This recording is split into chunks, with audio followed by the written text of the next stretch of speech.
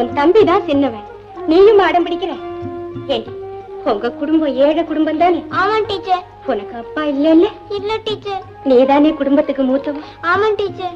அதனால நீ நல்லா படிச்சு என்ன போல ஒரு டீச்சராவோ ஒரு டைபிஸ்டாவோ வந்தா தானே உன் குடும்பத்தை காப்பாத்தலாம். ஏன் என்ன எடுத்துக்கடி, போன வருஷம் என் வீட்டுக்காரர் இறந்ததுக்கு அப்புறம் எனக்கு உறவுன்னு சொல்லிக்க இந்த உலகத்துல யாருமே இல்லைடி.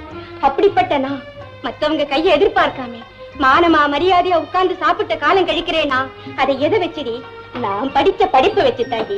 ஒரு வார்த்தையில சொல்றேன், மாட்டுக்கும் மனுஷாளுக்கும் உள்ள முதல் வித்தியாசமே படிப்புல இருந்து தாண்டி ஆரம்பமாகுது. இத பாரு, நம்ம எதிரில இருக்கிற பொருளை பாக்குறதுக்கு தான் இந்த கண்ணு, உட்கார்ந்த இடத்துல இருந்து உலகத்தையே பாக்குறதுக்கு படிப்பு தாண்டி கண்ணுமா.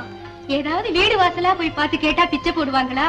பள்ளிக்கூடத்துல வந்து கேட்டா என்னமா கிடைக்கும்? கோச்சுக்காத தாய், பவுத்து பசிக்கு பிச்சை கேட்கணும்னா வீடு வாசல பார்த்து கேட்கணும், புத்தி பசிக்கு பிச்சை கேட்கணும்னா பள்ளிக்கூடத்துக்கு தானே தாய் வந்து கேட்கணும்.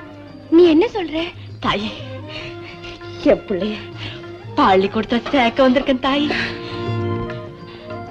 என்ன தாயி அப்படி பாக்குற? ஒண்ணுல, நீ உன் மகனை பள்ளிக்கூடத்துல சேர்க்க வந்திருக்கியா? ஆமா தாயி, எனக்கு அந்த ஆசை வந்தது நீ அன்னைக்கு சொன்னதையெல்லாம் கேட்டதுக்கு அப்புறம் தான் தாய். நான் என்னைக்கு என்ன சொன்னேன்? தாய், மனுஷாளுக்கும் மாட்டுக்கும் உண்டான வித்தியாசமே படிப்புல இருந்துதான் ஆரம்பமாவது.